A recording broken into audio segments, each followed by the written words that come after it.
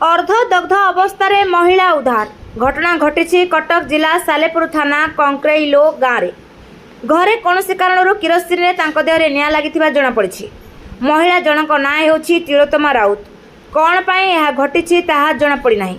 महिला जनक एवं सालेपुर पीएचसी रे चिकित्सा कर तेबे चिकित्सा समय देहरु किरोसिन गंध आसुला एवं देहर 60% जली देह गुरुतर अच्छी एवं कटक स्थानांतर कर मेडिकल ऑफिसर कहते। तेबे कौन पाई यही घटना घटला ताहा जमापड़ी ना। पुलिस यह घटनार तदंत करुछि।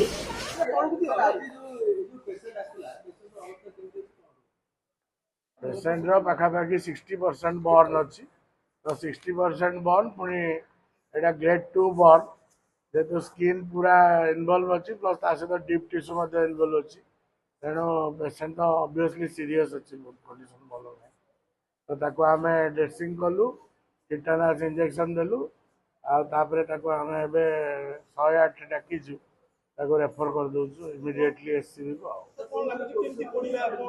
एटा तो सी तो निजे कहते किरोसिन जो पड़ी पुलिस वाला इंक्वारी करेंगे कौन लोक कहते हाँ smell kerosene smell is there. हाँ किरोसिन माने पेट्रोलियम ये जो बर्न आ किरोसिन अवस्था सीरियस जेहेतु 60% बर्न अवस्था भल गुरुतर अच्छे। कटक जिला प्रतिनिधि मंजुलता विश्वाल रिपोर्ट प्राय खबर।